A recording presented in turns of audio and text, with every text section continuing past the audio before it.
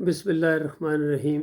देखिए, मुशरिकीन मक्का का सबसे बड़ा सहारा ये था कि वो इब्राहीम अलैहिस्सलाम की औलाद हैं, इब्राहीम अलैहिस्सलाम के दीन के ऊपर हैं।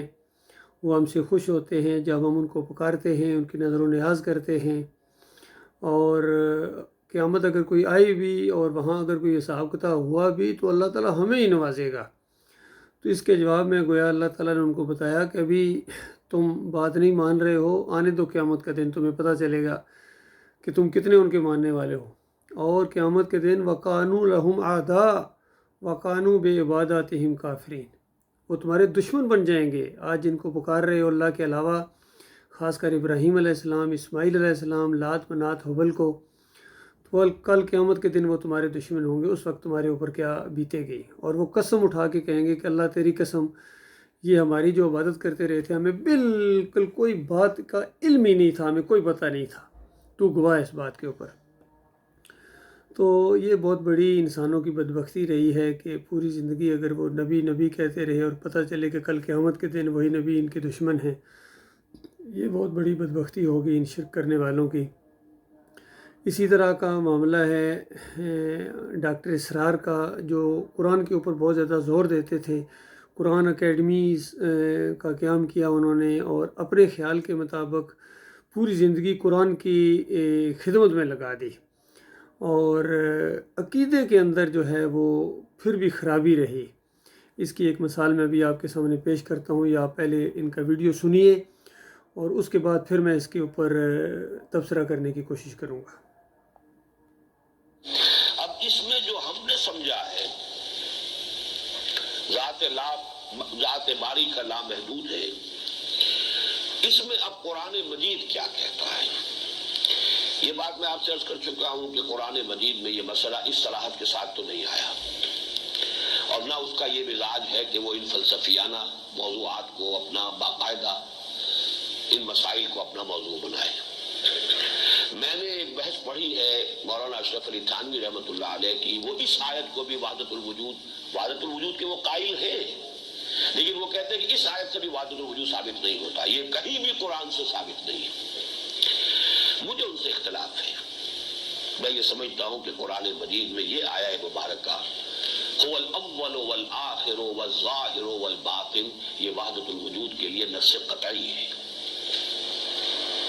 अब ये मैं पहली मरतबा इन इज्तिमाअत में इस तरीके से अपनी आरा जो है, जिस पर मुझे इज़ान है, वो फिर मैं इज़ान के साथ बयान कर रहा हूँ, ताकि बहरहाल मुंतकिल हो जाए। जो भी चाहे बाद में कोई शख्स गौर करे और मुताला करे और मेरी बात को कहे कि ये खलल था, उनका दिमाग को आर्जी तौर पर खलल लायक हो गया था, तो भी कोई हर्ज नहीं। लेकिन ये कि बहरहाल मेरी सोच का आज की तारीख तक जो उसका हासिल है, वो मैं आपके सामने बहुत क्लियर वर्ड्स में रख रहा हूँ कि मैं इसे नस्स क़तई समझता हूँ। इस बात गौर किया आपने, कह रहे हैं कि मैं इसको नस्स क़तई समझता हूँ वहदतुल वजूद के लिए। सूरह अल हशर की आयत हुवल अव्वल वल आखिर। और साथ ही बॉडी लैंग्वेज आपने महसूस की होगी कि जब इंसान पटड़ी से उतरता है तो जो उसकी गाड़ी होती है वो लड़खड़ाती है। बॉडी लैंग्वेज भी बता रही है और ख़ुद कह भी रहे हैं कि ये इस अंदाज से मैं पहली मरतबा बात कर रहा हूँ। और हो सकता है किसी को इसमें इख्तलाफ और कह दे कि इनके दिमाग का एक खलल था। तो ज़ाहिरी बात है, लोग तो कहेंगे कि डॉक्टर इसरार के दिमाग का ये खलल था, और जो पूरी ज़िंदगी इस पर कायम रहे और इसका दफ़ा करते रहे और वहदतुल वजूद के फ़लसफ़े की मिसालें दिया करते थे कि ये पूरी कायनात एक ही वजूद है, यानी ये अल्लाह ताला ही की ज़ात के हिस्से हैं। ये जो पहाड़ों की शक्ल में, कभी समुद्रों की शक्ल में, और ये दरख्तों की शक्ल में, दरियाओं की शक्ल में, इंसानों की शक्ल में जो कुछ आपको नज़र आ रहा है, ये एक ही ज़ात के हिस्से हैं। और फिर उसकी मिसाल देते थे, कहते थे देखो जिस तरह एक आग का अगर आप गोला लें, उसको किसी तार के साथ बांधें या रस्सी के साथ, फिर उसको घुमाएं सर्कल में, तो आपको एक सर्कल सा महसूस होगा। असल में सर्कल नहीं है, तो ये एक चीज़ नहीं है लेकिन नज़र आ रही है। इसी तरीके से ये कायनात नहीं है लेकिन नज़र आ रही है। तो ये हाल है इनका। जब इंसान की मत मारी जाए तो फिर इंसान अपने बातिल मौक़िफ़ के ऊपर डट जाता है। असल में इनके अकाबरीन जितने गुज़रे हैं, चूँकि वहदतुल वजूद के कायल थे, शाह वलीउल्लाह हूँ और मुजद्दिद अल सानी हूँ या मुहीउद्दीन चिश्ती हूँ, अली जवेरी हूँ, عبد القادر جیلانی ہوں، جتنے بھی یہ گزرے ہیں سارے صوفی گزرے ہیں، یہ وحدت الوجود کے داعی تھے اور تصوف کو پرچار انہوں نے کیا۔ تو ڈاکٹر اسرار کے سامنے یہ حق دعوت اٹھی بھی تھی۔ یہ 3 مہینے انہوں نے ڈاکٹر مسعود الدین عثمانی رحمۃ اللہ علیہ کے کلینک میں کام بھی کیا ہے۔ اسی دوران میں ڈاکٹر عثمانی رحمۃ اللہ علیہ نے ان کو ایم.اے. اسلامیات بھی کروایا اور اپنے درسوں میں بھی ان کو آگے کر دیا کرتے تھے، حوصلہ افزائی کرتے تھے۔ لیکن جب ڈاکٹر عثمانی رحمۃ اللہ علیہ نے ایمان خالص قسط اول لکھی، جس میں ان صوفیوں کے اوپر چوٹ پڑی اور وحدت الوجود کے عقیدے کے اوپر قرآن و حدیث کا تھوڑا مارا گیا، تو ڈاکٹر اسرار برداشت نہیں کر سکے اور وہاں سے یہ انہوں نے اپنا بوریا بسترا اٹھایا اور علیحدہ ہو گئے اور میثاق رسالہ نکالا اور اس کے اندر گویا جواب دیا انہوں نے اس چیز کا کہ بر صغیر میں تو دین آیا ہی انہی حضرات کے ذریعے ہے، کیونکہ ڈاکٹر عثمانی کہتے ہیں کہ انہی حضرات کے ذریعے کفر و شرک آیا ہے، وحدت الوجود آیا ہے، وحدت الشہود آیا ہے، حلول آیا ہے۔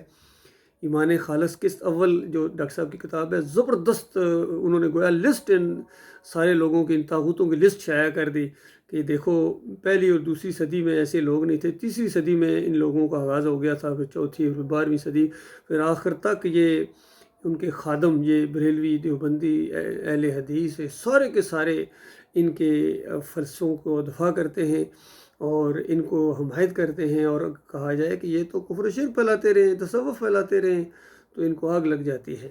تو اس طریقے سے یہ طاغوت کی بندگی کے اندر ڈوبے ہوئے تھے، اسی پر ان کی موت واقع ہوئی ہے۔ یہ بہت بڑی بدبختی ہے۔ مودودی صاحب کا بھی یہی معاملہ تھا، ان کا بھی یہی معاملہ ہے۔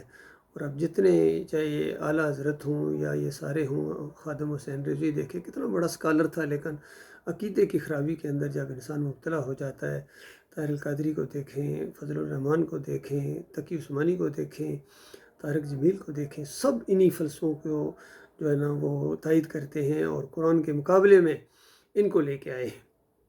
چاہے یہ سجدہ تعظیمی کا معاملہ ہو، اس کو بھی یہ لے کے آئے ہیں سارے کہ یعقوب علیہ السلام کے خاندان نے یوسف علیہ السلام کو سجدہ کیا تھا، سارے کہتے ہیں یوسف علیہ السلام کو سجدہ ہوا ہے، حالانکہ وہ سجدہ شکر تھا جو اللہ تعالیٰ کو کیا گیا۔ امام بخاری اسی انداز سے لائے ہیں، ڈاکٹر مسعود الدین عثمانی رحمۃ اللہ علیہ نے اس کی زبردست تشریح اسی انداز سے کی اور فتویٰ لگایا ہے کہ دیکھو جن کا عقیدہ خراب ہوتا ہے وہ اس طرح کی باتیں کرتے ہیں کہ یوسف علیہ السلام کو سجدہ ہوا، تو یہ اسلام کے اندر یہ چیزیں نہیں ہیں بھائی، پیری مریدی نہیں ہے، کوئی مرشد نہیں ہے، کوئی مولوی ازم نہیں ہے، اور کوئی یہ واسطے وسیلے نہیں ہیں، غیر اللہ کی پکاریں نہیں ہیں، رکوع اور سجدے نہیں ہیں، اسلام کے اندر نہیں ہے، قرآن اور حدیث میں نہیں ہے۔ اور دیکھیے ڈاکٹر اسرار کے منہ سے بھی یہ نکل گیا کہ قرآن و حدیث کے اندر تو یہ فلسفہ نہیں ہے۔ اسی طرح ایک اور ڈاکٹر اسرار کا کلپ ہے جس کو میں نے پہلے بھی اپلوڈ کیا ہے، اس میں کہتے ہیں کہ دیکھو شاہ ولی اللہ صاحب نے حجت اللہ البالغہ کے اندر لکھا ہے کہ کچھ ایسے انسان ہوتے ہیں جب مرتے ہیں فرشتہ صفت، تو فرشتوں کے اندر ان کی روحیں شامل ہو جاتی ہیں، ان پر الہام اللہ تعالیٰ کرتا ہے اور کاروبار دنیا چلاتے ہیں۔ تو پھر ڈاکٹر اسرار کہتے ہیں کہ یہ چیز مجھے قرآن اور حدیث سے نہیں ملی ہے، لیکن شاہ صاحب کا فرمانا میرے لیے بذات خود حجت ہے، تو کیا میں شاہ صاحب کی بات کو ردی کی ٹوکری میں پھینک دوں؟ تو اس انداز سے اندازہ لگائیے کتنا سخت یہ جملہ ہے کہ کہہ بھی رہے ہیں کہ قرآن و حدیث میں نہیں ہے، اور پھر شاہ ولی اللہ کے فلسفے میں یہ ہے، ان کی کتاب میں ہے، تو یہ کہنا کہ میں شاہ ولی اللہ کی اس بات کو ردی کی ٹوکری میں پھینک دوں، اس کا مطلب یہ ہے کہ اس کو تو آپ نہیں پھینک رہے ہیں، تو قرآن و حدیث کو گویا آپ نے پیچھے کر دیا ہے۔ تو قرآن اور حدیث کو پیچھے کر کے اپنی بات منوانا یا اپنے اکابرین کی بات کو منوانا، یہ بہت بڑی جہالت ہے، یہ ان کو رب ماننا ہے، اور یہ اللہ کے ساتھ شرک ہے، اور یہ بہت بڑی بدبختی ہے۔ جو زندہ ہو بھائیو، میرے پیارے بھائیو، ایسی چیزوں سے توبہ کرو، فرقوں سے نکلو اور اس کفر و شرک سے نکلو، کیونکہ آج تمہاری پوری دنیا میں جو درگت بنی ہوئی ہے وہ شرک کی وجہ سے ہے۔ شرک کی نشاندہی لوگ نہیں کرتے ہیں، کاش یہ شرک کی صحیح معنوں میں نشاندہی کرتے، تو نشاندہی کرنے کی بجائے انہوں نے شرک کا ساتھ دیا ہے، تھپکی دی ہے اس امت کو جو پہلے ہی شرک کے اندر مبتلا ہے۔ قرآن کی وہ آیت سورہ یوسف کی، وَمَا يُؤْمِنُ أَكْثَرُهُم بِاللَّهِ إِلَّا وَهُمْ مُشْرِكُونَ، کہ اکثریت اس طرح ایمان لاتی ہے اللہ کے اوپر کے ساتھ ساتھ شرک بھی کرتے ہیں۔ آج پوری طرح امت مسلمہ کے اوپر یہ چپک گئی ہے، اور اسی وجہ سے ان کو پوری دنیا میں ذلیل و خوار کیا جا رہا ہے۔ ابھی دیکھو یہ آج کی خبریں ہیں، وہاں فلسطینیوں کے ساتھ کیا ہو رہا ہے، یہ یہودی یا تھوڑی سی تعداد کے اندر کس طرح لبنان کے اوپر بمباری کر رہے ہیں، اور اس سے پہلے بھی ہر سال رمضان کے اندر ان کے اوپر بمباری ہوتی ہے، ان کی مائیں اور بہنیں چیختی ہیں۔ پھر یہاں کشمیر میں کیا ہو رہا ہے، انڈیا کے اندر کیا ہو رہا ہے، خود اپنے ملک کے اندر دیکھو کیا ہو رہا ہے، اندر والا بھی مارتا ہے اور باہر والا بھی مارتا ہے۔ یہ اسی وجہ سے تمہارے اندر شرک ہے، شرک ہے، شرک ہے، توحید نہیں ہے۔ یہ جمہوریت کا نظام ہے، یہ مشرکانہ نظام ہے اور اس میں کوئی خیر نہیں ہے۔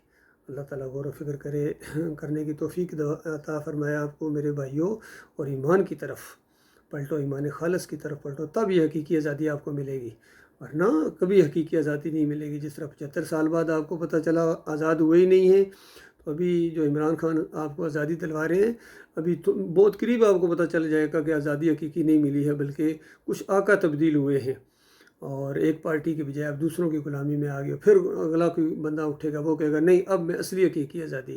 یہ سب فریب ہے، نیا جال لے کے آتے ہیں اور اسی طرح آپ کو پھنساتے ہیں۔ صحیح حقیقی آزادی اگر چاہیے تو قرآن و حدیث کی طرف آؤ، ایمان کی طرف آؤ۔ اللہ تعالیٰ آپ کو اس کی توفیق عطا فرمائے۔